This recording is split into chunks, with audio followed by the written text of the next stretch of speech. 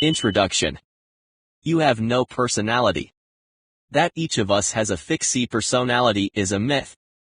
It is self-limiting and it denies us our power of continuous creation. In our ongoing creation of who we are, nothing has a greater impact on that process than the choice we make between optimism and pessimism. There are no optimistic or pessimistic personalities. There are only single, individual choices for optimistic or pessimistic thoughts. Charlie Chaplin once entered a Charlie Chaplin look-alike contest in Monte Carlo and the judges awarded him third place. Personality is overrated. Who we are is up to us every moment. The choices we make for our thinking either motivate us or they do not, and although clear visualization of a goal is a good first step, a joyfully motivated life demands more. To live the life you want to live, action is required. As Shakespeare said, action is eloquence, and as psychologist and author Dr. Nathaniel Branden has written, a goal without an action plan is a daydream. Motion creates the self. In my experience as a teacher, consultant, and writer, I have accumulated 100 ways of thinking that lead directly to motivation. In my work as a corporate trainer and public seminar leader, I have often read and researched many volumes of a psychologist's or philosopher's work to find a single sentence that my seminar students can use. What I am always looking for are ways of thinking that energize the mind and get us going again. So this is a book of ideas. My sole criterion in assembling these ideas was, how useful are they? I've drawn on the feedback I've gotten from my corporate and public seminar students to know which ideas make lasting impressions on people and which don't. The ones that do are in this book. Since its first printing in 1996, this little book has enjoyed a success it never imagined. During its first 5 years of sales that have continued to be strong every year, knock on wood, we have seen the emergence of the internet as the world's primary source of information. People have not only been buying this book on the internet, but they've been posting their reviews. What's wonderful about internet bookstores is that they feature reviews by regular people, not just professional journalists who need to be witty, cynical, and clever to survive. One such reviewer of 100 Ways in its original edition was Bubba Spencer from Tennessee.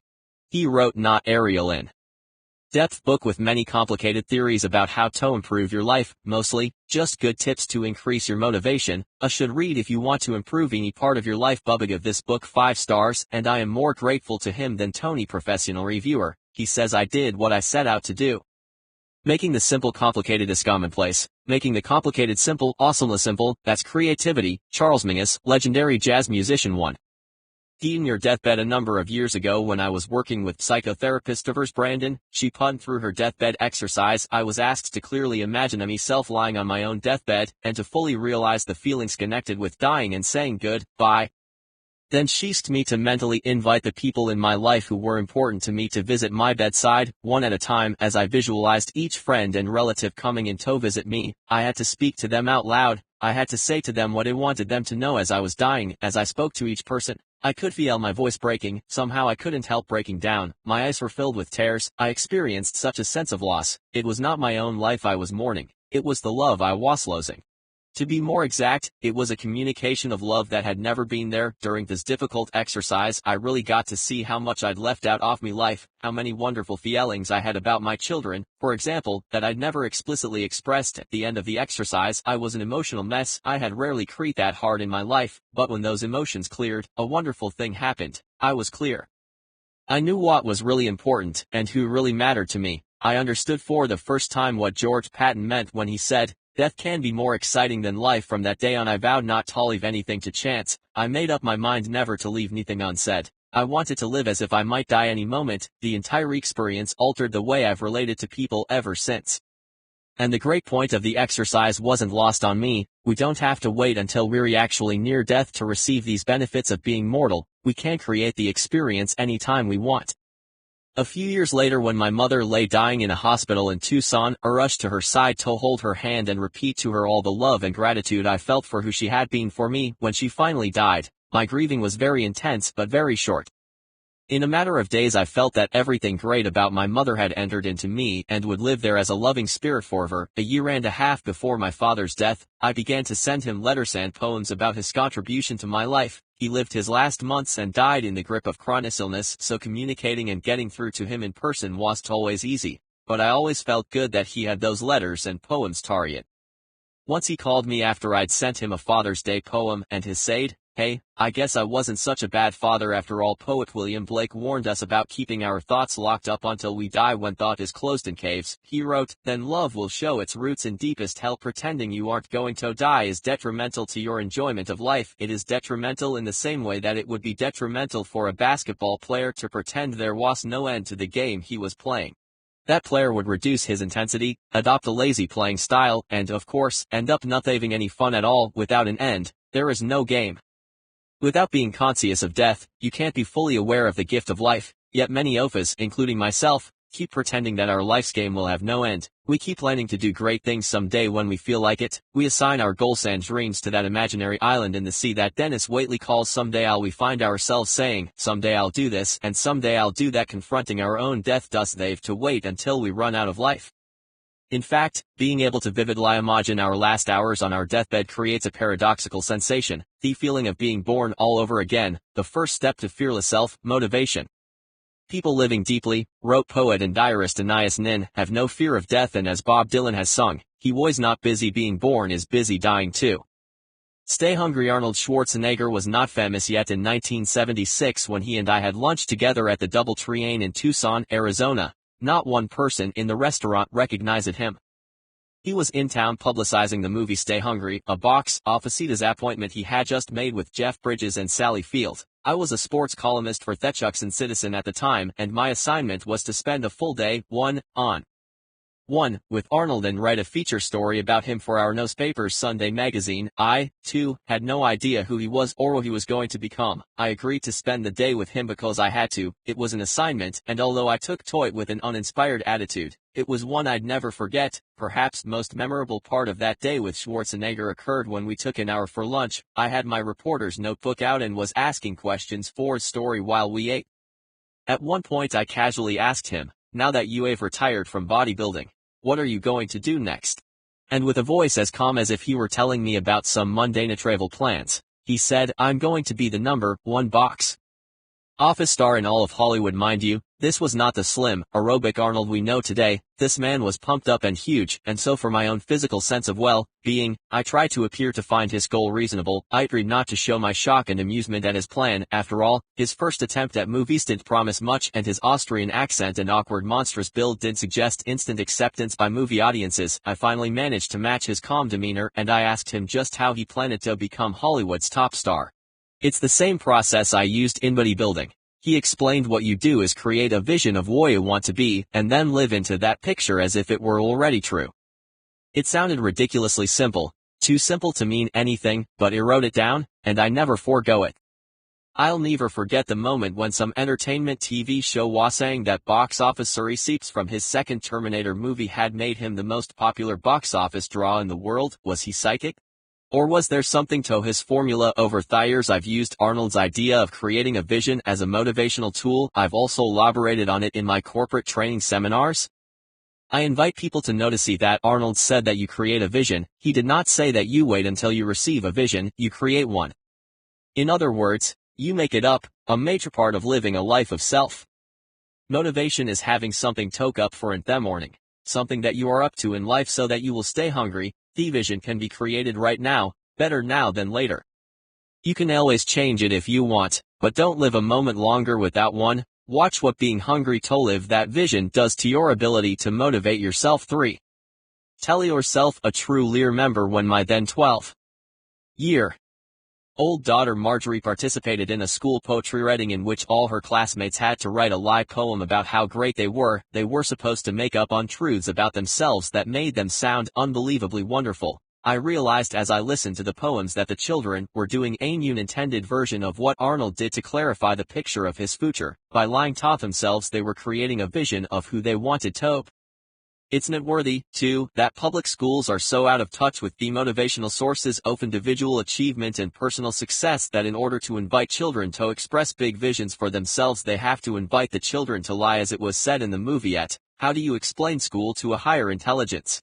Most of us are unable to see the truth of who we could be. My daughter's school developed a unintended solution to that difficulty. If it's hard for you to imagine the potential in yourself, then you might want to begin by expressing it as a fantasy, as did the children who wrote the poems. Think up some stories about who you would like to be.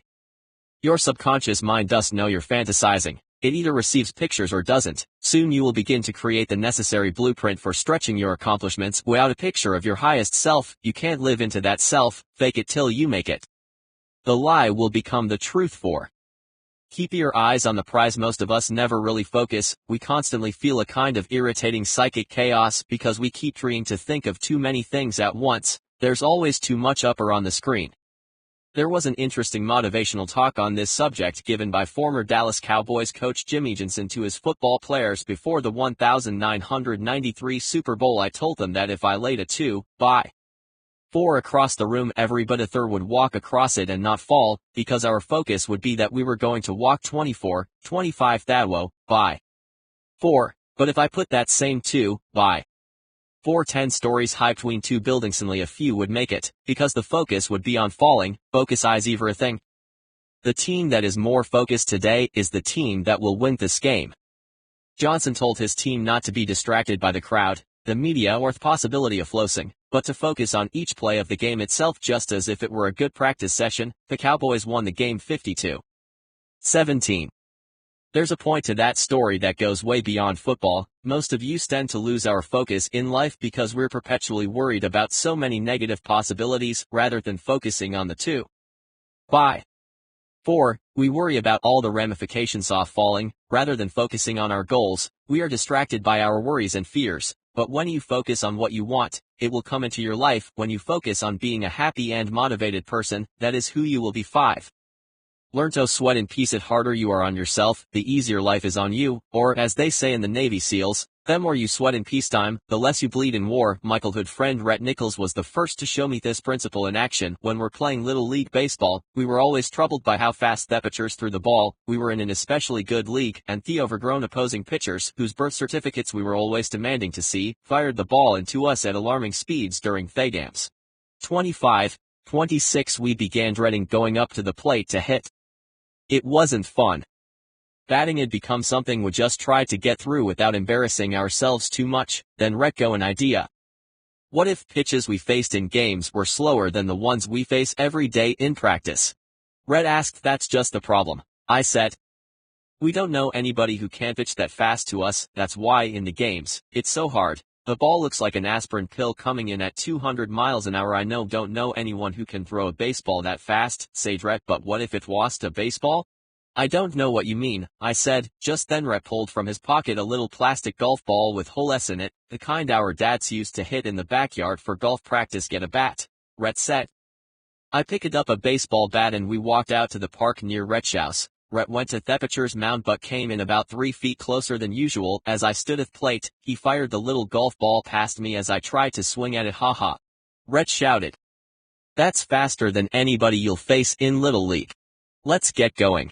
We then took turns pitching to each other with this bizarre little ball coming in at incredible speeds. The little plastic ball was not only hilariously fast, but it curved and dropped more sharply than any Little Leaguer's pitch could do. By the time Rhett and I played our next league game, we were ready.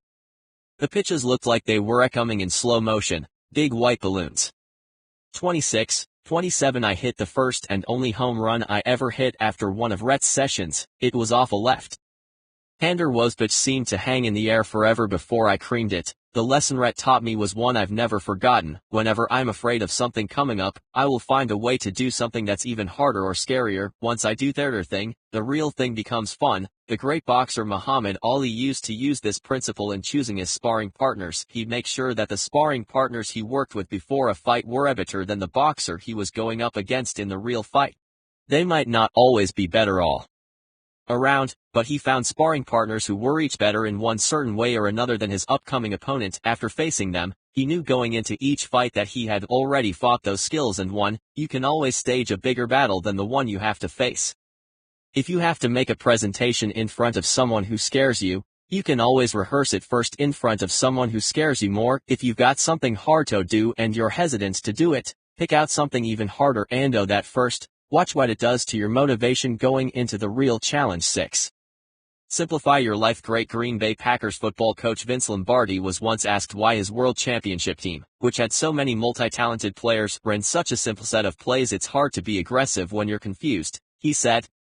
27. 28 One-off benefits of creatively planning your life is that it allows you to simplify. You can weed out, delegate, and eliminate all activities that don't contribute to your projected goals. Another effective way to simplify your life is to combine your tasks. Combining allows you to achieve 2 or more objectives at once. For example, as I plan my day-to-day, I notice that I need to shop for my family after work. That's a task I can't avoid because we're running out of everything. I also note that one of my goals is to finish reading my daughter Stephanie's book reports.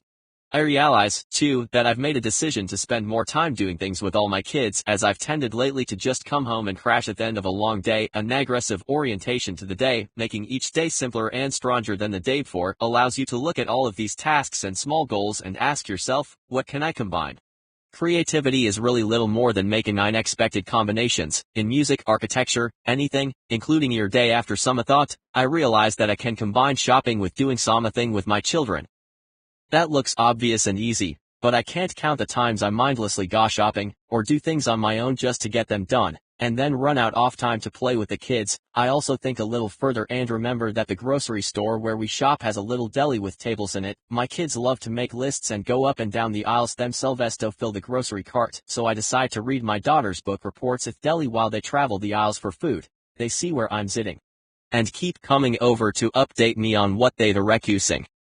After an hour or so, 3 things 29 have happened at once. 1. I've done something with the kids. 2. I've read through the book reports. And 3. The shopping has been completed. In her book, Brain Building, Marilyn Vos Savant recommends something similar to simplify life. She advises that we make a list of absolutely every small task that is to be done, say, over the weekend, and then do them all at once in an exciting focused action, a manic blitz.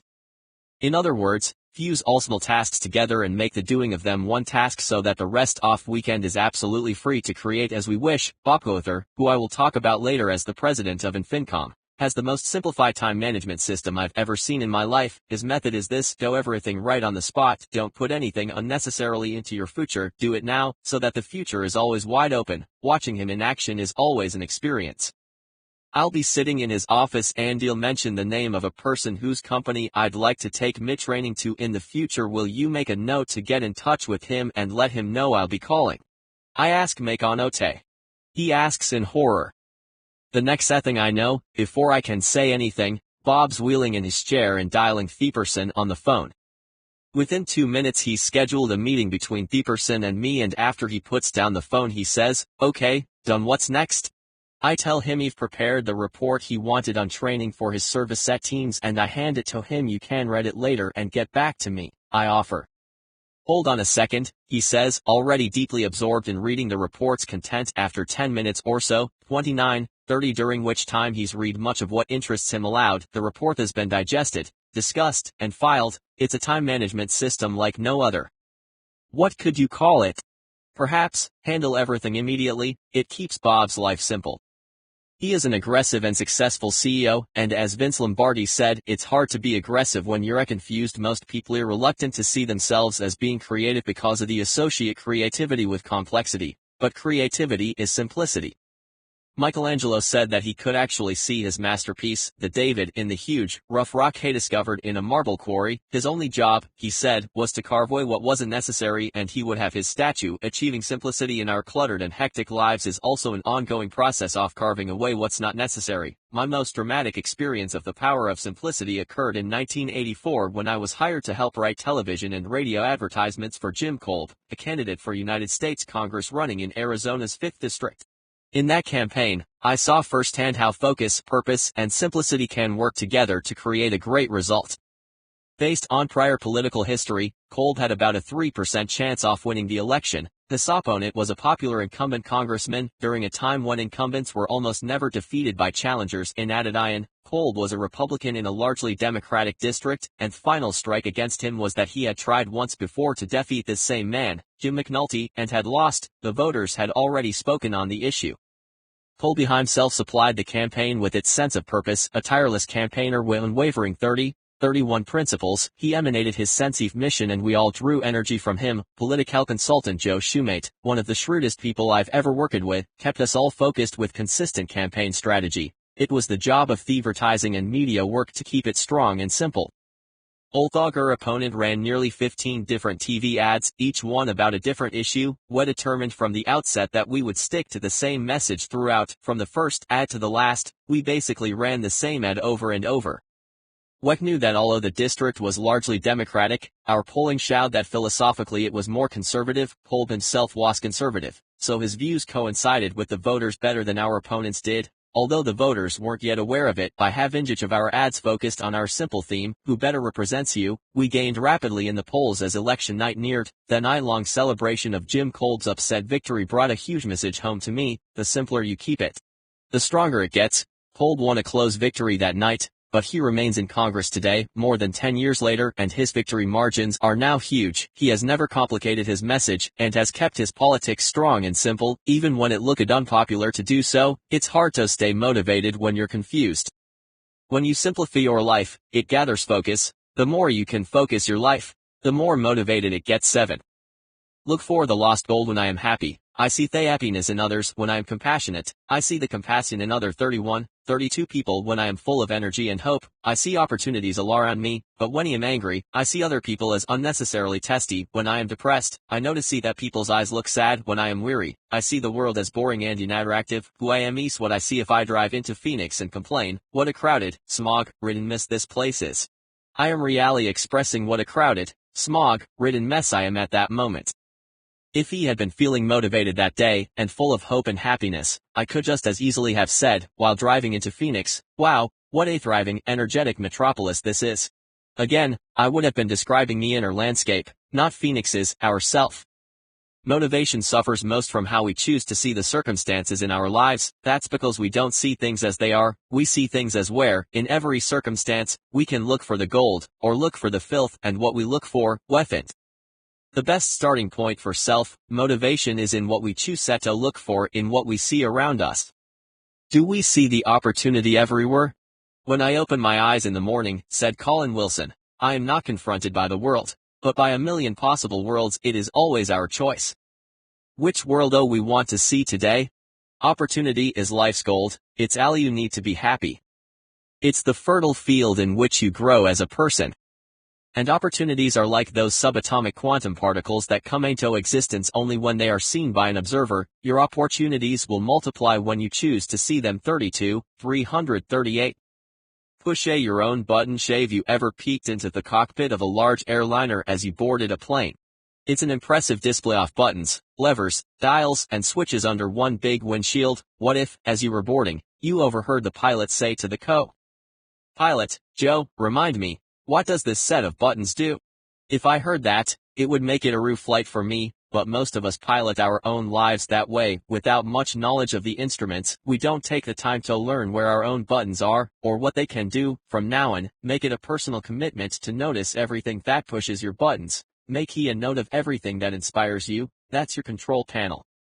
Those buttons operate your whole system of personal motivation. Motivation doesn't have to be accidental. For example, you don't have to wait for hours until a certain song comes on the radio that picks up your spirits. You can control what songs you hear. If there are certain songs that always lift you up, make a tape or CD off those songs and have it ready to play in your car. Go through all of your music and create a great motivational hits tape for yourself. Use the movies, too. How many times do you leave a movie feeling inspired and ready to take on the world? Whenever that happens, put the name of the movie in a special notebook that you might label the right button. 6 months to a year later, you can rent the movie and get the same inspired feeling. Most movies that inspire us are even better the second time around. 34. You have much more control over your environment than you realize. You can begin programming yourself consciously to be more and more focused and motivated. Get to know your control panel and learn how to push your own buttons. The more you know about how you operate, the easier it will be to motivate yourself. 9. Build a track record. It's not what we do that makes us tired, it's what we don't do. The tasks we don't complete cause the most fatigue. I was giving a motivational seminar to a utility company recently, and during one of the breaks a small man who looked to be in his 60s came up to me. My problem, he said, is that I never seem to finish anything. I'm always starting things, this project and that, but I never finish. I'm always off onto something else before anything is completed. He then asked whether I could give him some affirmations that might alter his belief system. I correctly saw the problem as being one of belief, because he did not believe I was a good finisher. He did not finish anything, so he wanted a magical word or phrase to repeat to himself that would brainwash him into being different. Do you think affirmations are what you need? I asked him. If you were to learn how to use a computer, could you do it by sitting on your bed and repeating the affirmations? I know how to use a computer, I am great at using computers. I am a wizard on a computer. He admitted that affirmations will probably have no effect on his ability to use a computer. The best way to change your belief system is to change the truth about you. I said we believe the truth 34-35 faster than we believe false affirmations. To believe that you are a good finisher, you must begin by building a track record of finished tasks. He followed my suggestions with great enthusiasm. He bought a notebook and at the top of the first, he wrote, things I finished each day. He made a point of setting small goals and finishing them. Whereas in the past he would be sweeping his front walk and leave it unfinished when the phone rang, now he'd let the phone ring so he could finish the job and record it in his notebook. The more things he wrote down, the more confident he became that he was truly becoming a finisher, and he had a notebook to prove it. Consider how much more permanent his new belief was than if he had treated Toto with affirmations. He could have whispered to himself all night long, I am a great finisher, but the right side of his brain would have known better. It would have said to him, no you're not. Stop worrying about what you think of yourself and start building a track record that proves that you can motivate yourself to do whatever you want to do. 10. Welcome the unexpectedness. People do not see themselves as being creative, but we all are. Most people say, my sister's creative, she paints, or my father's creative, he sings and writes music. We miss the point that we are all creative. One of their reasons we don't see ourselves that way is that we normally associate being creative with being original, but in reality, creativity has nothing to do with originality. It has everything to do with being unexpected. You don't have to be original to be creative. In fact, it sometimes helps to realize that no one is original. 35-36 Even Mozart said that he never wrote an original melody in his life. His melodies were all recombinations of old folk melodies. Look at Elvis Presley. People thought he was a true original when he first came upon the scene, but he wasn't. He was just the first white person to ever sing with enthusiasm. His versions of songs, however, were often direct copies from African American rhythm and blues singers. Elvis acknowledged that this entire style was a combination of Little Richard, Jackie Wilson, and James Brown, as well as a variety of gospel singers. Although Elvis wasn't original, he was creative. Because he was so unexpected. If you believe you were created in the image of your creator, then you must, therefore, be creative. Then, if you're willing to see yourself as creative, you can begin to cultivate it in everything you do. You can start coming up with all kinds of unexpected solutions to the challenges that life throws at you. 11. Find your master key is to have the feeling that everyone else in life had at one time or another been issued instruction books on how to make life work, and I, for some reason, wasn't there when he passed them out. I feel a little like the Spanish poet César Vallejo, who wrote, well, on the day I was born, God was sick, still struggling in my mid-30s with a pessimistic outlook and no sense of purpose. He voiced my frustration once to a friend of mine, Dr. Mike Killebrew, who recommended a book tome. Until that time, I didn't really believe that there could be a book that could tell you how to make your life work. 36-37 The name of book was The Master Key to Riches by Napoleon Hill. It sat on my shelf for quite a while. I didn't believe in motivational books or self-help. They were for weak and gullible fools. I was finally persuaded to read the book by Theward. Riches in the title. Riches would be a welcome addition to my life. Riches were probably what I needed to make me happy and wipe out my troubles. What the book actually did was a lot more than increase my earning capacity, although by practicing the principles in the book, my earnings doubled in less than a year. Napoleon Hill's advice ultimately sparked a fire in me that changed my entire life. I soon acquired an ability that I would later realize was self-motivation. After reading that book, I read all of Napoleon Hill's books. I also began buying motivational audiobooks for listening to in my car and for playing by my bed as I went to sleep each night. Everything I had learned in school, in college, and from my family and friends was out the window. Without fully understanding it, I was engaging in the process of completely rebuilding my own thinking. I was, thought by thought, replacing the old cynical and passive orientation to life with a new optimistic and energetic outlook. So, what is this master key to riches? The great master key to riches. Said hill is nothing more or less than the self-discipline necessary to help you take full and complete possession of your own mind. Remember, it is profoundly significant that the only thing over which you have complete control is your own mental attitude. Taking complete possession of my own mind would be a lifelong adventure, but it was one that I was excited about beginning. 38 Maypill's book will not be your own master key, but I promise you that you'll find an instruction book on how to make your life work if you keep looking. It might be The Power of Now by Eckhart Tolle, The Last Word in Power by Tracy Goss, Frankenstein's Castle by Colin Wilson, or The 6 Pillars of Self-Esteem by Nathaniel Branden. All those books would have worked the primary transformation for me, and they have all taken me higher up the motivational ladder. Your own key might even come from the spiritual literature of your choice. You'll find it when you're ready to seek. It's out there waiting for you. 12.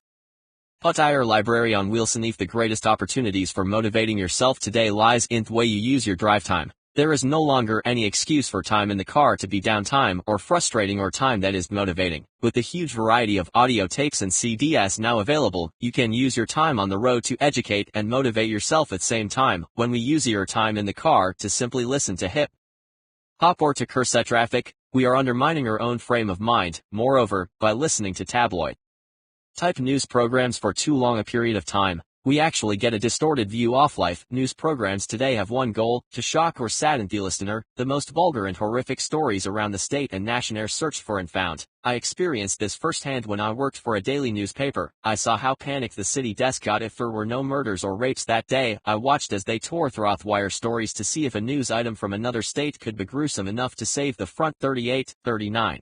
If there's no drowning, they'll reluctantly go with a near drowning.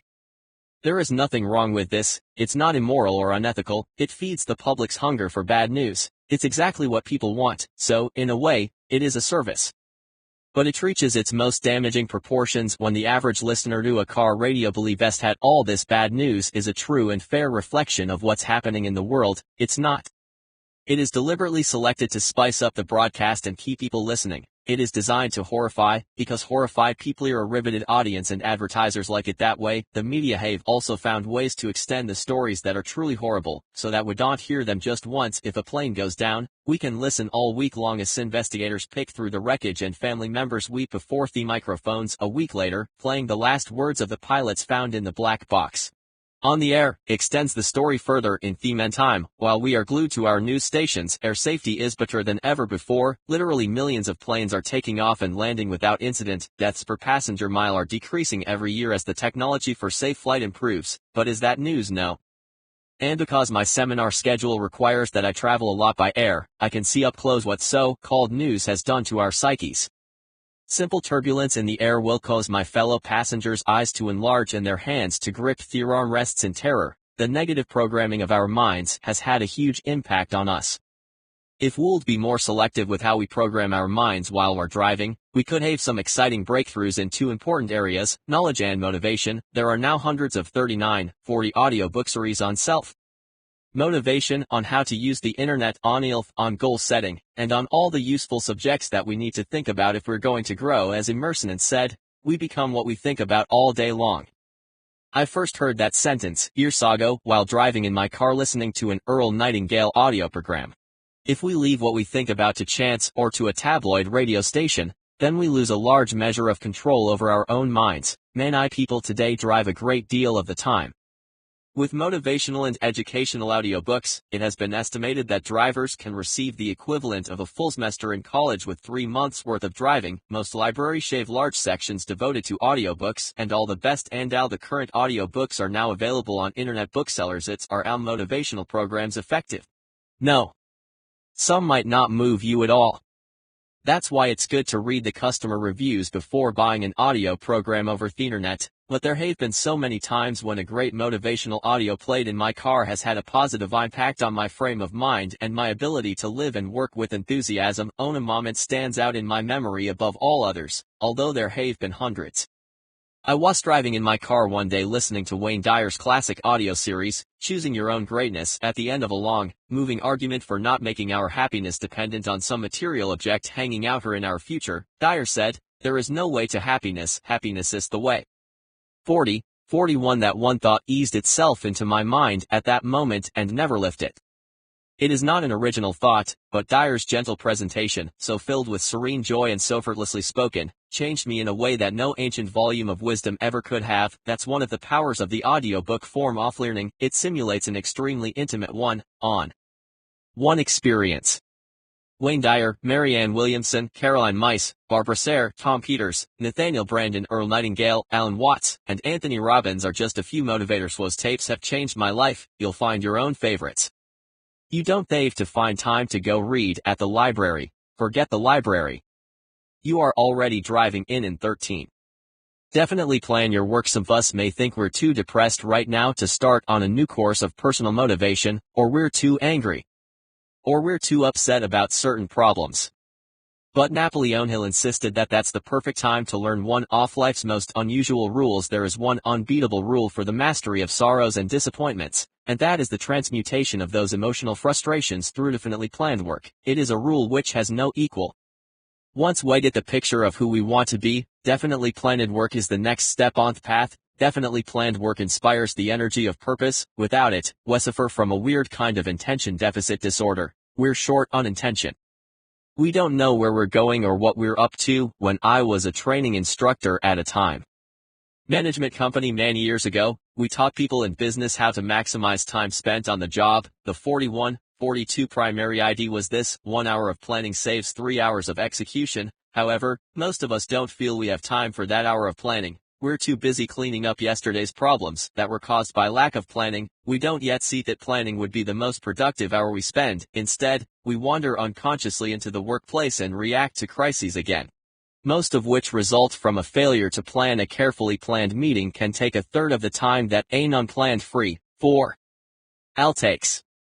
A carefully planned day can take a third of the time that an unplanned free for all day takes. My friend Kirk Nelson manages a large sales staff at a major radio station. His success in life was moderate until he discovered the principle of definitely planned work. Now he spends 2 hours each weekend on his computer planning the week ahead. It's made the difference in the world. He said, not only do I get 3 times the work done, but I feel so in control. The week feels like my week. The work feels like my work. My life feels like my life. It is impossible to work with a definite sense of purpose and be depressed at the same time. Careful planned work will motivate you to do more and worry less. 14. Bounce your thoughts. If you've ever coached or worked with kids who play basketball, you know that most of them have a tendency to dribble with only one hand, the one attached to their dominant arm. When you notice a child doing this, you might call him aside and say, "Billy, you're dribbling with just the 42-43 one hand every time, and the defender can easily defend you." When you know that, your options are cut off. You need to dribble with your other hand, too, so that he never knows which way you're going to go. At this point, Billy might say, "I can't." And you smile and say, "What do you mean you can't?" And Billy shows you that when he dribbles with his subdominant weaker hand and arm, the ball is all over the place, so, to his mind, he can't. "Billy," you say. "It's not that you can't, it's just that you haven't." Then you explain to Billy that his other hand can dribble just as well if he's willing to practice. It's just a matter of logging enough bounces. It's the simple formation of a habit. After enough practice dribbling with his other hand, Billy will learn you are right. The same principle is true for reprogramming our own dominant habits of thinking. If our dominant thought habit is pessimistic, all we have to do is dribble with the other hand. Think optimistic thoughts more and more often until it feels natural. If Simeon had asked me, before I started my journey to self-motivation that began with Napoleon Hill, why I didn't try to be more goal-oriented and optimistic, I would have said, "I can't, it's just not me." I wouldn't know how. Viewed it would have been more accurate for me to just say I haven't. Thinking is just like bouncing the basketball. On the one hand, I can't think pessimistically and build that side of me up. It's just a matter of repeatedly bouncing the thoughts. On the other hand, I can think optimistically, one thought at a time, and build that habit up. Motivation is all a matter of how much in control you want to be. 43-44 I read somewhere that we humans have up to 45,000 thoughts a day. I can vouch for the accuracy of that figure, especially because I know some people who seem to have no more than 9 or 10. However, if it is true that we have 45,000 thoughts, then you can see how patient we have to be about turning a pessimistic thought habit around. The overall pattern won't change after just a few positive bounces of the brain. If you're a pessimist, your computer has really been programmed heavily in that direction. but it doesn't take long before a new pattern can emerge. As a former pessimist myself, I can tell you it really happens. However slowly but surely, you do change. One thought at a time. If you can bounce it one way, you can bounce it the other 15. Lazy or lazy dynamite. Henry Ford used to point out to his colleagues that there wasn't any job that couldn't be handled if they were willing to break it down into little pieces, and when you've broken a job down, remember to allow yourself some slow motion in beginning first piece, just take it slow and easy. Because it isn't important how fast I are doing it. What's important is that you are doing it. Most offer hardest jobs never seem to get done. The mere thought of doing the whole job at a high energy level is frequently too off-putting to allow motivation to occur. But a good way to ease yourself into that motivation is to act as if you were the laziest person in the planet. It wasn't much of an act for me.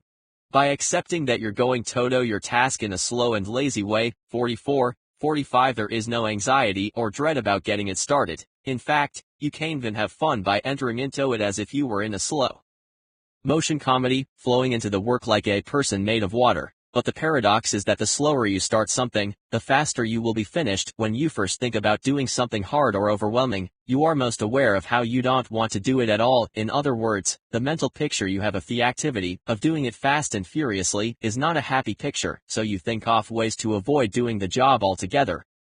That thought of starting slowly is an easy thought, and doing it slowly allows you to actually start doing it, therefore it gets finished. Another thing that happens when you flow into a project slowly is that speed will often overtake you without forcing it. Just as the natural rhythm inside you will get you in sync with what you are doing, you'll be surprised how soon your conscious mind stops forcing the action and your subconscious mind supplies you with easy energy. So take your time. Start out lazy. Soon your tasks will be keeping the slow but persistent rhythm of that hypnotic song on Paul McCartney's Red Rose Speedway album. Oh lazy dynamite, that dynamite is living inside you. You don't have to be frenzied about setting it off, it lights just as well to a match struck slowly. 16. Choose the happy few. Politely walk away from friends who don't support the changes in your life. 45-46 There will be friends who don't. They will be jealous and afraid every time you make a change. They will see your new motivation as a condemnation of their own lack of it. In subtle ways, they will bring you back down to who you used to be. Beware of friends and family who do this, they know not what they do. The people you spend time with will change your life in one way or another. If you associate with cynics, they'll pull you down with them. If you associate with people who will support you in being happy and successful, you will have a head start on being happy and successful. Throughout the day we have many choices regarding who we are going to be with and talk to. Don't just gravitate to the coffee machine and participate in the negative gossip because it's the only game in town. It will drain your energy and stifle our own optimism. We all know who lifts us up, and we all know what brings us down. It's okay to start being more careful about to whom we give our time. In his inspiring book Spontaneous Healing, Andrew Weil recommends make a list of friends and acquaintances in whose company you feel more alive, happier, more optimistic. Pick one whom you will spend some time with this week. When you're in a conversation with a cynic, possibilities seem to have a way of disappearing. A mildly depressing sense of fatalism seems to take over the conversation. No new ideas and no innovative humor. Cynics, observed President Calvin Coolidge, do not create. On the other hand, enthusiasm for life is contagious, and being in a conversation with an optimist always opens us up to see more and more of life's possibilities. 46-47 Kierkegaard said, if I were to wish for anything, I should not wish for wealth and power, but for the passionate sense of the potential, for the eye which, ever young and ardent, sees the possible. Pleasure disappoints, possibility never. 17. Learn to play a role. Our future is not determined by your personality. In fact, your personality is not even determined by your personality. There is no genetic code in you that determines what you will be. You are the thinker who determines who you will be. How you act is who you become. Another way of seeing that might be contained in these related thoughts from Star Trek's Leonard Nimoy. Spock had a big effect on me. I am so much more Spock like today than when I first played the part in 1965. That you wouldn't recognize me. I'm not talking about appearance, but thought processes. Doing that character, I learned so much about rational logical thought that it reshaped my life. You gather energy and inspiration by being the character you want to play. I took an acting class a few years ago because I thought it would help me deal with my overwhelming stage fright, but I learned something much more valuable than how to relax in front of a crowd. I learned that my emotions were tools for me to use, not demonic forces. I learned that my emotions were mine to work with and change at will. Although I had read countless times that our own deliberate thoughts control our emotions, and that the feelings we have are all caused by what we think, I never trusted that concept as real, because it didn't always feel real. 48 to me, it felt more like emotion was an all-powerful thing that could overcome my thinking and ruin a good day, or a good relationship. It took a great acting teacher, Judy Rawlings, and my own long struggles with performing difficult scenes to show me that my emotions really could be under the complete control of my mind. I found out that I could motivate myself by thinking and acting like a motivated person, just as I could depress myself by thinking and acting like a depressed person. With practice, the fine line between acting and being disappeared. We love great actors because it seems like they are the characters they play. Poor actors are those who can't be their part and therefore don't convince us of their character's reality. We hoot at those people. We call it bad acting. Yet we don't realize that we ourselves miss the same opportunities in life when we can't be the person we want to be. It doesn't take authentic circumstances to be who you want to be, it just takes rehearsal. 18. Don't just do something. Sit there for a long time, all by yourself, sit quietly, absolutely alone, completely relax. Don't allow the television or music to be on, just be with yourself, watch for what happens, feel your sense of belonging to the silence, observe insights starting to appear. Observe your relationship with yourself starting to get better and softer and more comfortable. Sitting quietly allows your true dream life to give you hints and flashes of motivation, insights, information. Rich, interactive, civilized life today, you are either living your dream or living someone else's, and unless you 49 give your own dream the time and space it needs to formulate itself, you'll spend the better part of your life simply helping others make their dreams come true. All of man's troubles, said Blaise Pascal, stem from his inability to sit alone, quietly, in a room for any length of time. Notice that he did not say some of man's troubles, but all. Sometimes, in my seminars on motivation, a person will ask me, why is it that I get my best ideas when I'm in the shower? I usually ask the person, when else during your day are you alone with yourself without no distractions? If the person is honest, the answer is never. Great ideas come to us in the shower when it's the only time in the day when we're completely alone. No television, no movies, no traffic, no radio, no family, no talkative bits, nothing to distract our mind from conversing with itself. Thinking, said Plato, is soul talking to itself. People worry they will die of boredom or fear if they are alone for no length of time. Other people have become so distraction addicted that they would consider sitting alone be themselves like being in a sensory deprivation tank. The truth is that the only real motivation we ever experience is self-motivation that comes from within. And being alone with ourselves will always give us motivating ideas if we stay with the process long enough. The best way to truly understand the world is to remove yourself from it. Psychic entropy, the Cecil mood swing between boredom and anxiety, occurs when you allow yourself to become confused by massive input, by being perpetually glued to your cell phone. Out in 49-50 the world all day with no time to reflect, you will guarantee yourself an eventual overwhelming sense of confusion. The cure is simple and painless. The process is uncomplicated. You do not need to leave your room, said Franz Kafka. Remain sitting at your table and listen. Do not even listen. Simply wait, do not even wait, be quite still and solitary. The world will freely offer itself to you to be unmasked. It has no choice, it will roll in ecstasy at your feet. In other words, don't just do something. Sit there. 19. Use our brain chemicals. There are drugs that you can use to motivate yourself with, and I'm not talking about amphetamine or crack, a deadly form of child's play. Instead, you can get into those synergizing chemicals in your system that get activated when you laugh, or sing, or dance, or run, or hug someone. When you're having fun, your body chemistry changes and you get new biochemical surges of motivation and energy, and there isn't anything you do that can't be transformed into something interesting and uplifting. Viktor Frankl has written startling accounts of his life in the Nazi concentration camps, and how some prisoners created new universes unto themselves inside their own minds. It might sound absurd, but truly imaginative people can access their inner chemical creativity in the loneliness of a prison cell.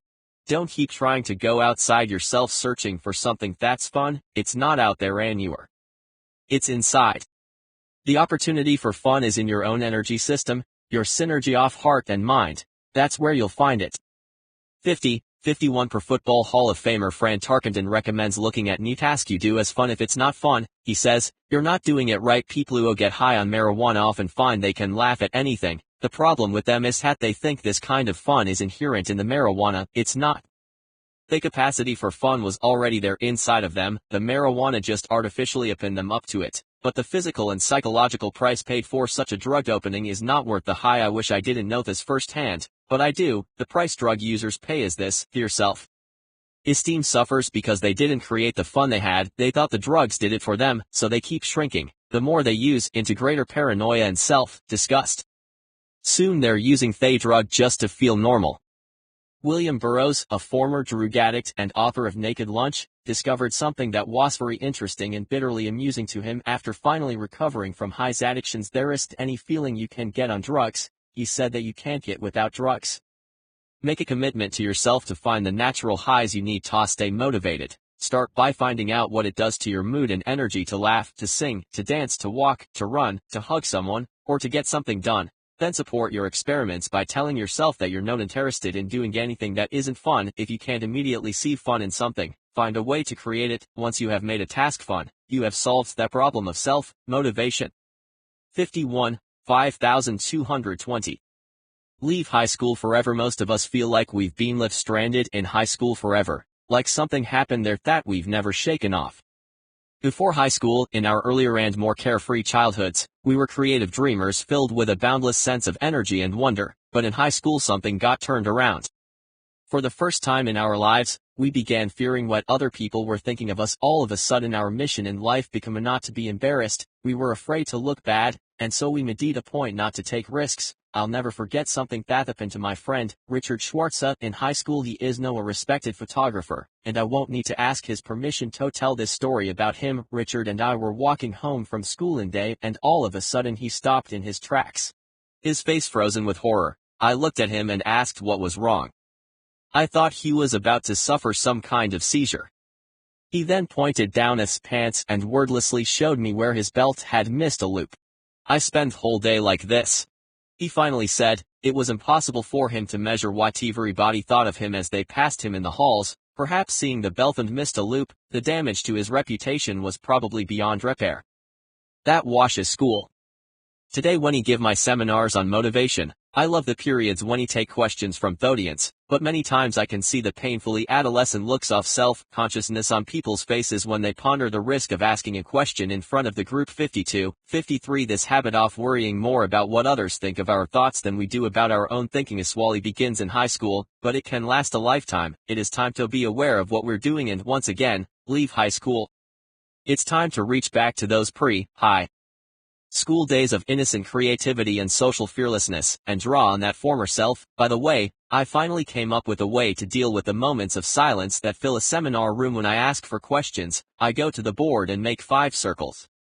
Then I tell the audience that I used to say in my classes, if there are no questions at this point, we'll take a break. People always want to take a break, so there wasn't much incentive for asking questions, but questions are the most fun part of a seminar for me, so I came up with this game. After 5 questions, we take a break. Now I find people in the audience urging people around them to join in asking questions so can take our break sooner, although it's an amusing artificial way to jump start the dialogue I'm looking for. What it really does is take the pressure off. It takes the participants out of high school. Most people don't realize how easily they can create the social fearlessness they want to have. Instead, they live like they are still teenagers, reacting to the imagined judgments of other people. They end up designing their lives based on what other people might be thinking about them, a life designed by a teenager. Would you want one? But you can leave that mind set behind. You can motivate yourself by yourself, without depending on the opinions of others. All it takes is a simple question. As Emerson asked, why should the way I feel depend on the thoughts in someone else's head? 53. 5421. Learn to lose your cool. You can create a self that doesn't care that much about what people think. You can motivate yourself by leaving the painful self-consciousness of high school behind, because our tendency is to go so far in the timid, non-assertive direction. It might be a profitable over-correction to adopt these internal commands: look bad, take a risk, lose face, be yourself, share yourself with someone, open up, be vulnerable, be human. Leave your comfort zone, get honest, experience a fear, do it anyway. Show me a guy who's afraid to look bad, said actor René Auberjonois, and I'll show you a guy you can beat every time. The first time that I ever spoke to author and psychotherapist Diverse Brandon, it was over telephone, and she agreed to work with me on building my own self-confidence and personal growth. It wasn't long into the phone conversation before she asked me about my voice. "I am very interested in your voice," she said, with a tone of curiosity, hoping she might be ready to give me a compliment. I asked her to explain. "Well," she said, "it's so lifeless, a real monotone. I wonder why that is." Embarrassed, I had no explanation. This conversation took place long before I had become a professional speaker, and it was also long before I ever took any acting lessons. It was long before I learned to sing in my car, too. Yet I was completely unaware and very surprised that it seemed to her that I was coming across with a voice like someone out of Night of the Living Dead. 54, 55. The truth was that during that period in my life, I was living scared. Things weren't going well for me financially, I had serious health problems in my family, and I had that mildly suicidal feeling that accompanies an increasing sense of powerlessness over one's problems. I now think one way a lot of men hide their fears is by assuming a macho kind of dull indifference. Now that's what I had done. That a psychotherapist could hear it immediately in my voice was unnerving, though trying to understand why I covered fear with indifference. I remembered that back in my high school the cool guys were always the least enthusiastic guys. They spoke in monotones emulating their heroes James Dean and Marlon Brando. Brando was the coolest of all. He was so indifferent and unenthusiastic you couldn't even understand him when he spoke. One of first homework assignments Devers Brandon gave me was torrent the video Gone with the Wind and study how fearlessly Clark Gable revealed his female side. This sounded weird to me. Gable a female? I knew Gable was always considered a true man's man in all those old movies, so I couldn't understand what Devers was talking about, or how it would help me, but when I watched the movie, it became strangely clear. Clark Gable owed himself such a huge emotional range of expression that I could actually identify scenes where he was revealing a distinctly female side to his character's personality. Did it make him less manly? No.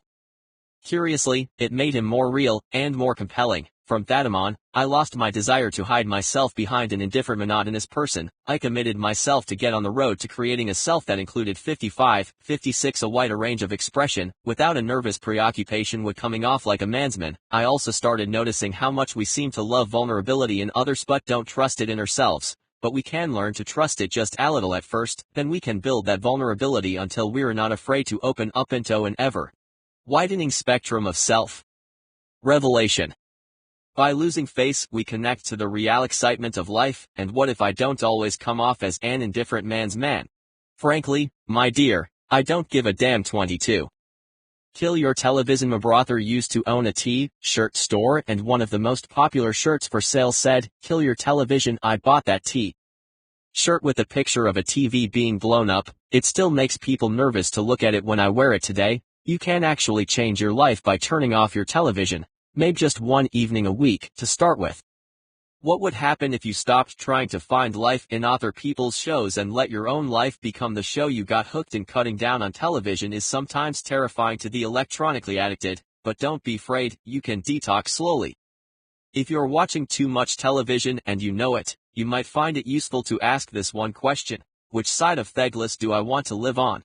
When you are watching television, you are watching other people do what they love doing for a living. Those people are on the smart side of the glass, because they are having fun, and you are passively watching them have fun. They are getting money, and you are not. 57. There's nothing wrong with occasionally watching other people do what they love doing, but average household now does this for 7 hours a day. Are they living on side of the glass that will advance their lives? Big advertisers hope not. Here's a good test for you to determine if television motivates you more than books do. Try to remember what you watched on television a month ago. Think hard. What effect are those shows having on the inspired side of your brain? Now think about the book that you read a month ago, or even the zine you read last week.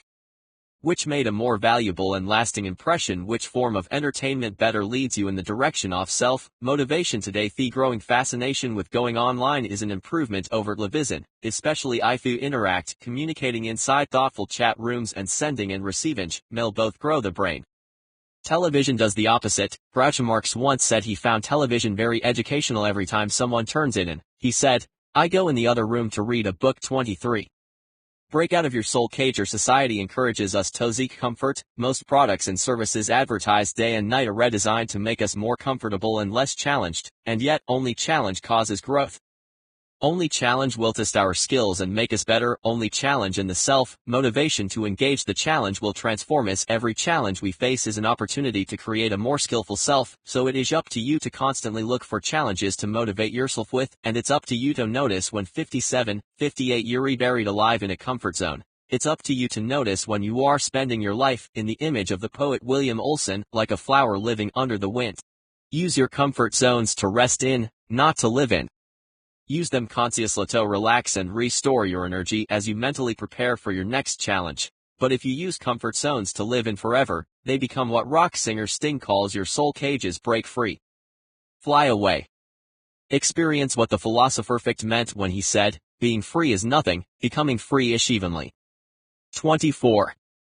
Run your own place. Design your own life's game plan. Let the game respond to you rather than theater way around. Be like Bill Walsh, the former head coach of San Francisco 49ers. Everybody thought he was a kind of eccentric because of how extensively he planned his plays in advance of each game. Most coaches would wait to see how the game unfolded, then respond with plays that reacted to the other team, not Bill Walsh. Walsh would pace the sidelines with a big sheet of plays that his team was going to run. No matter what, he wanted the other team to respond to him. Walsh won a lot of Super Bowls with his unorthodox proactive approach, but all he did was to act in the crucial difference between creating and reacting. You can't create your own plans in advance so that your life will respond to you. If you can hold the thought that at all times your life is either a creation or a reaction, you can't continually remind yourself to be creating and planning. Creation and reaction have the same letters in them. Exactly, they are anagrams. Perhaps that's why people slip so easily out of one and into the other. Many of us can spend whole days reacting without being aware of it. We wake up reacting to news on the clock radio, then we react to feelings in our body, then we start reacting to our spouses or our children. Soon we get in the car and react to traffic, honking the horn and using sign language. Then, at work, we see an email on our computer screen and react to that. We react to stupid customers and insensitive bosses who are intruding on our day. During a break, we react to a waitress at lunch. This bit of reacting can go on all day, every day. We become goalies in the hockey game of life, with pucks flying at us incessantly. It's time to play another position. It's time to fly across the ice with the puck on our own stick, ready to shoot at another goal. Robert Fritz, who has written some of the most profound and useful books on the difference between creating and reacting, says, when your life itself becomes the subject matter of the creative process, a very different experience of life opens to you, one in which you are involved with life at its very essence. Plan your day the way Bill Walsh planned his football games. See that asks ahead as place you're going to run. You'll feel involved in your life at its very essence, because you'll be encouraging the world to respond to you. If you don't choose to do that, the life you get won't be an accident. As an old Jewish folk saying puts it, a person who does not make a choice makes a choice. 59, 6025. Find your inner Einstein. The next time you see a picture of Albert Einstein, realize that that's actually you. See Albert Einstein and say, there I am. Every human has the capacity for some form of genius. You don't have to be good with math or physics to experience genius level in your thinking. To experience Einstein's creative level of thinking, all you have to do is habitually use your imagination. This is a difficult recommendation for adults to follow, though, because adults have become accustomed to using their imaginations for only one thing, worrying. Adults visualize worst case scenarios all day long. All their energy for visualization is channeled into colorful pictures of what they dread. What they don't comprehend is that worry is a misuse of the imagination. The human imagination was designed for better things. People who use their imaginations to create with often achieve things that warriors never dream of achieving. Even if the warriors possess much higher IQs, people will habitually access their imaginations. Are often hailed by their colleagues as geniuses. As if genius was a genetic characteristic, they would be better understood as people who are practiced at accessing their genius. Recognition of the power of this genius in all of us prompted Napoleon to say, imagination rules the world as a kill. You instinctively used your imagination as it was intended. You daydreamed and made stuff up. You were a daydream believer by day, and in your right brain at night you sailed down a river of dreams. If you go back into that state of self-confidence and dream again, you'll pleasantly surprised at how many innovative and immediate solutions you come up with to your problems. Einstein used to say, imagination is more important than knowledge. When I first heard he'd say that, I didn't know what he meant. I always thought additional knowledge was the answer to every difficult problem. I thought if I could just learn a few more important things, then I'd be okay. What I didn't realize waste had the very thing I needed to learn was not knowledge, but skill. What I needed to learn was the skill of proactively using my imagination, and once I'd learned that skill, the first task was to begin imagining the vision of who I wanted to be. Songwriter Fred Knipe once wrote a song about this. It was for the soundtrack of a video produced for teenagers about how to visualize themselves succeeding at what they wanted to do. That's you, in your wildest dreams, doing the wildest things no one else can do. If you just love and keep those dreams the wildest dreams, you'll make yourself come true.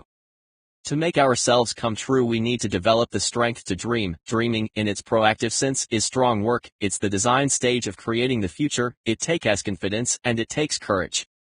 But the greatest thing about active dreaming is not in the eventual reaching of the goal. The greatest thing is what it does to the dreamer. Forget the literal attainment of your dream for now. Focus on just going for it. By simply going for the dream, you make yourself come true. Run toward your first world's best.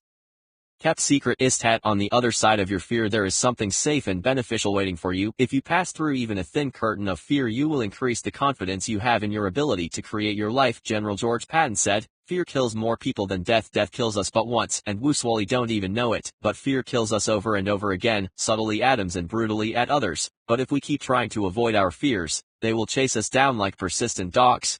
The worst thing we can do is close our eyes and pretend they don't exist. Fear and pain," says psychologist Nathaniel Branden, "should be treated as signals not to close our eyes but to open them wider. By closing our eyes we end up in the darkest of comfort zones." Buried Alive, Janis Joplin's biography, which chronicled her death from alcohol and drug abuse, was aptly titled Buried Alive. To Janis, as to so many similarly troubled people, alcohol provided an artificial and tragically temporary antidote to fear.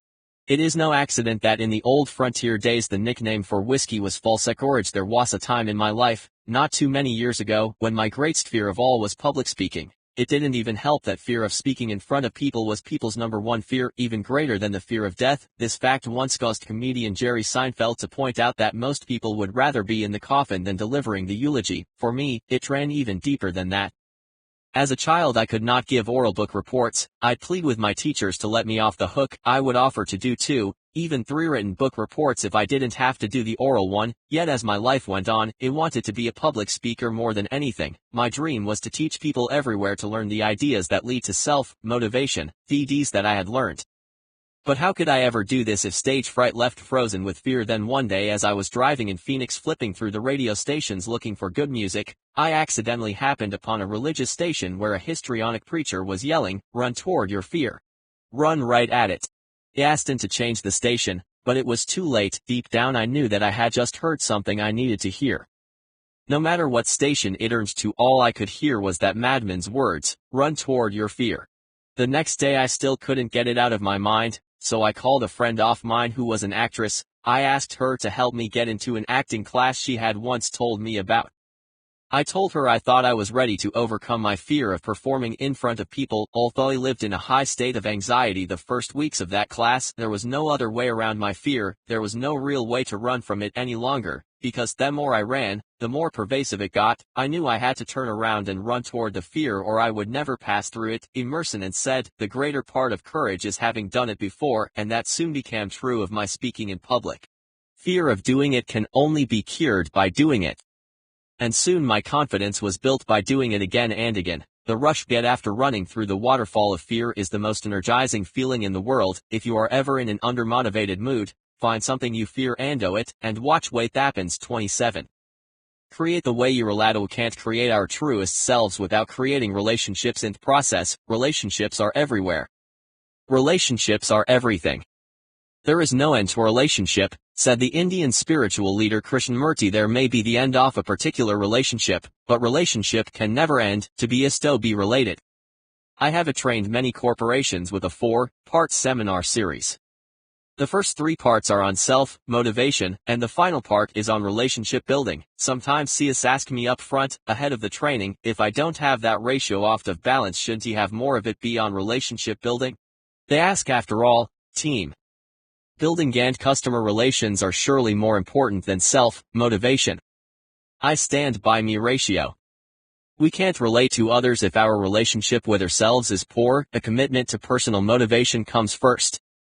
Because who wants to have a relationship with someone who is not motivated in any way? When we get to the fourth part, relationship building, the focus is on creativity. Creativity is the most neglected and yet most useful aspect of relationship building. In relationships, most of us think with our emotions rather than our minds, but to think with our feelings instead of our minds puts us in the unresourceful state that Colin Wilson describes as being upside down.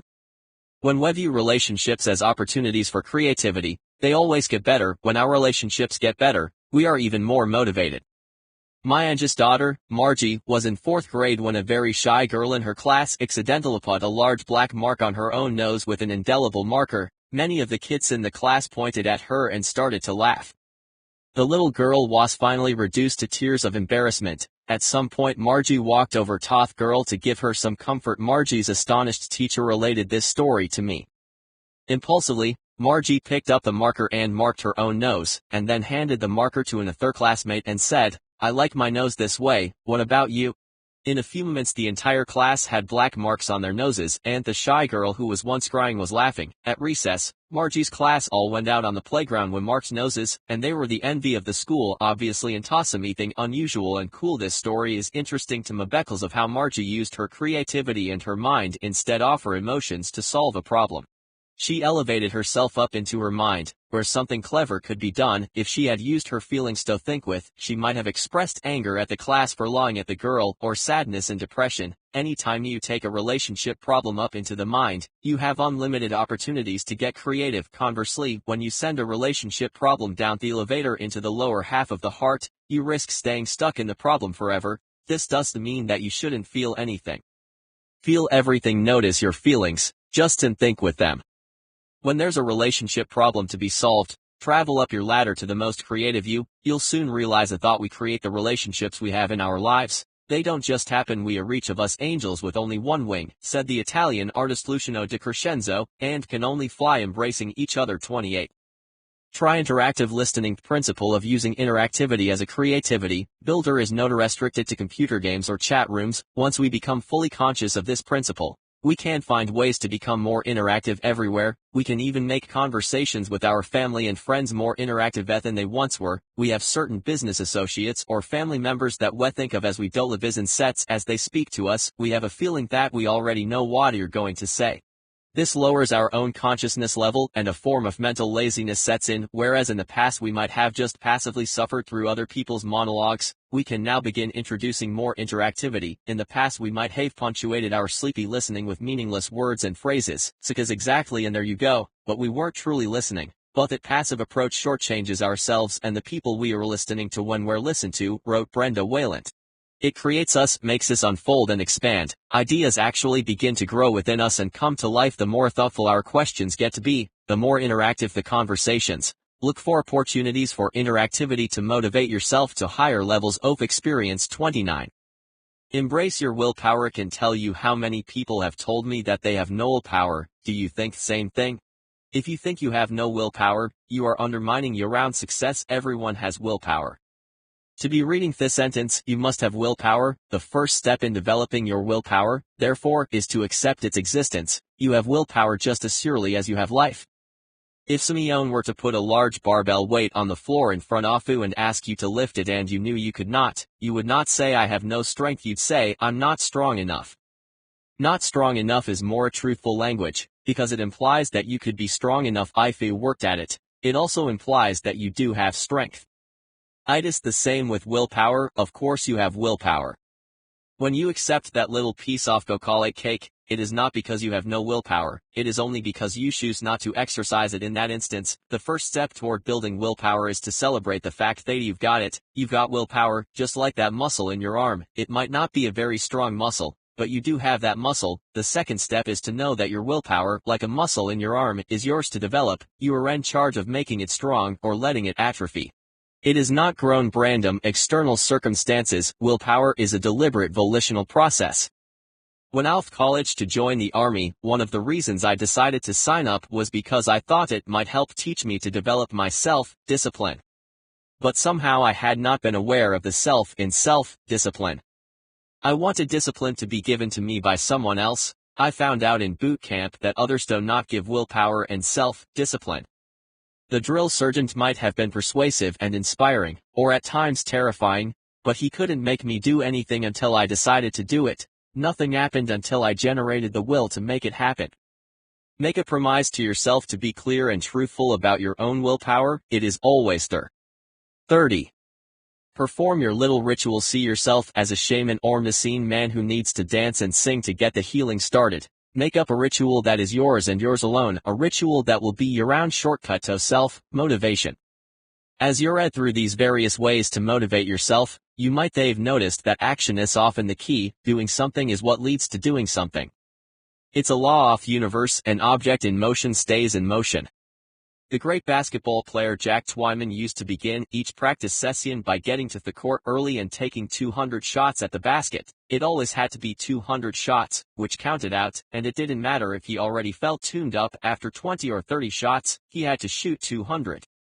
It was his ritual, and it always got him into a state of self-motivation for the rest of the practice session or game. My friend Fred Knipe, now an Emmy Award winning television writer and comedian, does something he calls driving for ideas. When he has a major creative project to accomplish, he gets in his car and drives around the desert near Tucson until ideas begin to come to him. His theory is that the act of driving gives the anxious, logical left side of his brain something to do so the right side of his brain can be freed up to suggest ideas. It's like giving your child some toys to play with so you can read the evening email on your computer. In his book about songwriting, Right from the Heart, Jon Stewart writes about composer and arranger Glenn Gould, who had a ritual for finding a new melody or musical idea. When he seemed to be stuck and nothing was coming, he'd turn on 2 or 3 radios at the same time, all to different stations.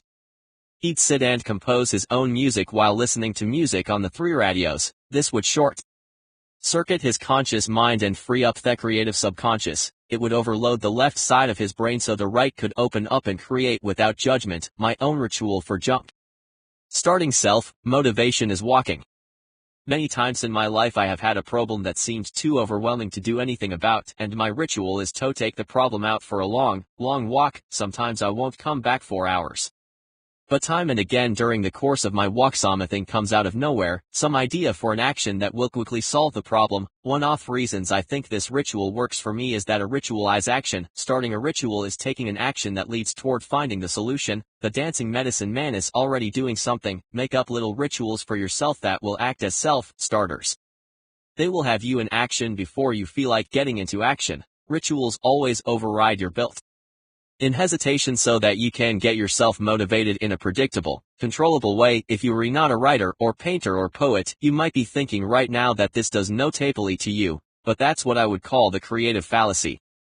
In fact, your entire life is yours to create. There are no creative professions that stand apart from others, like an exclusive club. Martin Luther King Jr. used to say, be an artist at whatever you do, even if you are a street sweeper. Be the Michelangelo of street sweepers. 31. Find a place to come from. As people think they'll feel good once they reach some goal, they think happiness is out here somewhere, perhaps not even too far away, but out there all the same. The problem with putting off feeling good about yourself until you hit a certain goal is that it may never happen, and you know all the time you're striving for it that it may never happen. So, by linking your happiness to something you don't have yet, you're denying your power to create happiness for yourself. A lot of people use personal unhappiness as a tool, as proof of their own sincerity and compassion, yet, as Barry Kaufman points out eloquently, into love is to be happy with. Being unhappy is not necessary. You can be happy and also be sincere. You can be happy and also be compassionate. In fact, loving someone while you are unhappy does not show up like love at all. Love, says the great American spiritual teacher, Emmett Fox, acts they part. Songwriter Fred Knipe talked to me recently about how we human beings have learned to use and abuse unhappiness. He said he had made a list for me of the secret reasons why people think they should feel bad. If I feel bad, then that proves I am a good person, he said.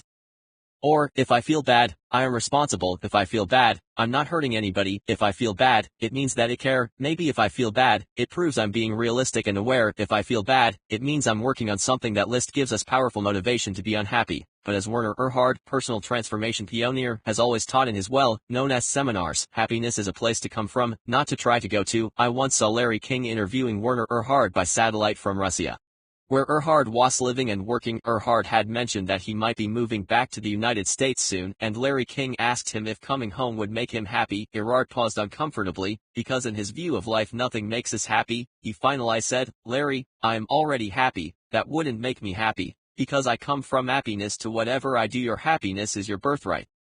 It shalln't depend on your achieving something. Start by claiming it and using it to make yourself motivation fun all the way and not just fun at the end." 32.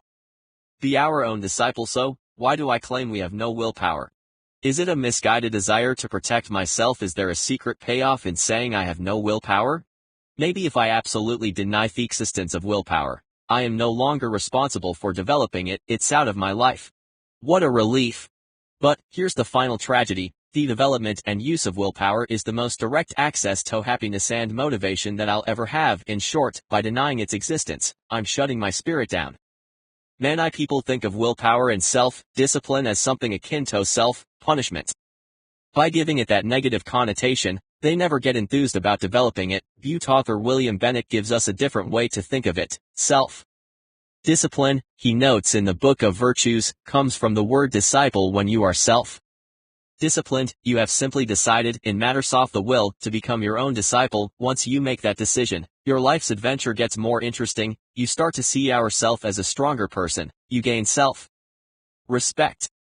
American philosopher Ralph Waldo Emerson used to talk about the Sandwich Island warriors who believed that when they killed an enemy tribesman, the courage of that dead enemy passed into the warrior's living body. Emerson said that the same thing happens to us when we say no to a temptation.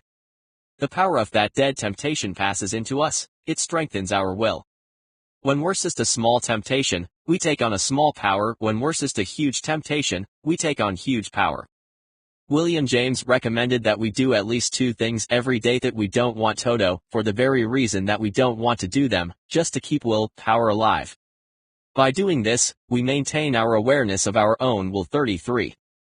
Turn into a word processor. If you associate the word willpower with negative things, such as harsh self-denial and punishment, you will weaken your soul. To build it, to increase your resolve, it's often useful to think of new word associations. To weightlifters, failure is success. Unless they lift a weight to the point of failure, their muscles aren't growing, so they have programmed themselves, through repetition, to use the word failure in a positive sense. They also call what we would call pain something positive, the burn. Getting to the burn is the goal. You'll hear bodybuilders call out to each other, roast them. By consciously using motivated language, they acquire access to inner power through the use of the human will. Zen philosopher and scholar Alan Watts also used to hate the word discipline because it had so many negative connotations, yet he knew that the key to enjoying any activity was in the discipline, so he would substitute the word skill for discipline, and when he did that he was able to develop his own self-discipline. Language leads to power, so be conscious of the creative potential of language you use and guide it in the direction of more personal power. 34. Program your computer. If you're a regular consumer of the major news programs, you belong to a very persuasive and hypnotic cult. You need to be programmed. Start by altering how you listen to electronic radio gossip, the news, and shock and schlock TV shows. Program it all the negative, cynical, and skeptical thoughts that you now allow to flow into your mind unchecked. When you hear the news headless woman found in topless bar. That was an actual headline in a daily New York City newspaper. I used to work for a city newspaper, and I remember how hard the editors in the newsroom would search for most shocking story as he could find. The news is not the news. It is the bad news. It is deliberate shock. The more you accept it as news, the more you believe that that's the way it is, and the more fearful and cynical you will become. If we realized exactly how much vulgar, pessimistic, and manipulative negativity was deliberately packed into every daily newspaper and most television shows and Hollywood movies, we would resist the temptation to flood our brains with fear garbage. Most of us are more particular about what we put in our automobile's gas tank than we are about what we put in our own brain every night. We passively feed ourselves with stories about serial killers and violent crime without any conscious awareness of the choice we're making. How do we change it? By worrying about it. No. Rather than fretting about crime and apathy and whatever you wish would change in the world, it's often very motivational to heed the words of Gandhi, who said, "You must be the change you wish to see." San Francisco writer and musician Gary Lackman wrote a captivating essay called World Rejection and Criminal Romantics, in which he observed, "It's the Ted Bundy's that television coverage, not the thousands of self-actualizers who work away at self Transformation quietly and anonymously. And it's their influence, not that of the Ted Bundys, that will shape the face-off coming century. Often we don't have an opportunity to skip the media reports of crime and scandal, so it's important that we listen in a way that always programs out the effect. We are pretty good at doing this when we pass the tabloids in the grocery store checkout line. We smile at them even before reading that aliens are living in the White House. We need to take that same attitude toward what passes as serious media. Once you've gotten good at factoring out the negative aspects of the media today, take it a step further, make your own news, be your own breaking story. Don't look to the media to tell you what's happening in your life, be watch-happening. 35. Open your present. Practice being awake in the present moment, make the most of your awareness of this hour. Don't live on the past unless you want guilt, or worry about the future unless you want fear, but stay focused on today in case you want the penis until you can put your attention where you want it, said Emmett Fox. You have not become master of yourself. You will never be happy until you can determine what you are going to think about for the next hour. There is a time for dreaming, planning, and creative goal setting. But once you are complete with that, learn to live in the here and now. See your whole life as being contained in this very hour. Let the microcosm become the macrocosm. Live the words of the poet William Blake and his description of enlightenment: to see a world in a grain of sand and heaven in a wild flower, hold infinity in the palm of your hand and eternity in an hour. Sir Walter Scott said he would trade whole years filled with mindless conformity for own hour of life crowded full with glorious action and filled with noble risks. It's amazing what can be done by people who learn to relax, pay attention, and focus, appreciating the present hour and all the opportunity it contains. It is said that in America we try to cultivate an appreciation of art, while if Japanese cultivate third of appreciation, you, too, can cultivate the art of appreciation. Appreciate this hour. This hour, right now, is pure opportunity. The great French philosopher Voltaire was on his deathbed when someone asked him, if you had 24 more hours to live, how would you live them? Voltaire said, one at a time. 36. Be good detective in your professional life, whatever it is. Always be curious. When you meet with someone, think of yourself as a bumbling but friendly private detective. Ask questions. Then ask follow-up questions. And then let the answers make you even more curious. Let the answers suggest even more questions. This will motivate you to higher levels of consciousness and interest. When you prepare a meeting with someone, prepare your questions, cultivate your curiosity. Don't ever be at a loss for questions to ask. Most of us do the opposite. We prepare our answers. We rehearse what we are going to say. We polish our presentation and strengthen it, not realizing that our host would much rather talk than listen to us. If you are in business, you know that when prospective customers contract for long-term services, they want a company that's truly interested in them, that understands them, that will be a good consultant to them. To show a prospect that you are genuinely interested, you must be the person who asks the most thoughtful questions. To convince a company that you understand it, you will ask the best follow-up questions, based on its answers. To convince a company that you will be a good consultant to them over the course of contract, you will have learned your competitors. Be the inventiveness and quantity of your questions. Your curiosity will get you the business, but you can't just rely on impulsive, on-the-spot questioning. Being prepared is the secret. Preparing your questions is even more important than preparing the presentation of your services. Indiana's former basketball coach Bobby Knight always said, the will to win is not as important as the will to prepare to win. This is not only useful in business. If you are about to have an important conversation with your spouse or teenager, it is very useful to prepare your curiosity rather than your presentation. When you prepare your curiosity, you always seem to have one more question to ask before you leave, just like L.T. Columbo from the old TV show now showing in reruns on cable. As the character played by Peter Falk, Columbo disarmed his subjects by asking so many seemingly impromptu questions. Like a disorganized but innocently charming child, he would ask about the tiniest things. As he prepared to leave, he always paused at the door, as if absent-mindedly remembering something he forgot to ask. Excuse me, sir, he would say apologetically, would I inconvenience you if I asked you one more question? Great relationship builders ultimately learn that the sale most often goes to the most interested party, and the quantity and quality of your questions will measure your level of interest. You might be thinking that this does happily so much to you because you're not in business, or you don't sell for a living, but heed the words of Robert Louis Stevenson, everybody lives by selling something. In Follow the Yellow Brick Road, Richard Sulwerman writes about physicist Isaac Rabi, who won a Nobel Prize for inventing a technique that permitted scientists to probe the structure of atoms and molecules in the 1930s. Rabi attributed his success in physics to the way his mother used to greet him when came home from school each day. Did you ask any good questions today, Isaac? By asking questions in your relationships, you are already creating their relationship, and you are already self-motivated. You don't have to wait for the other person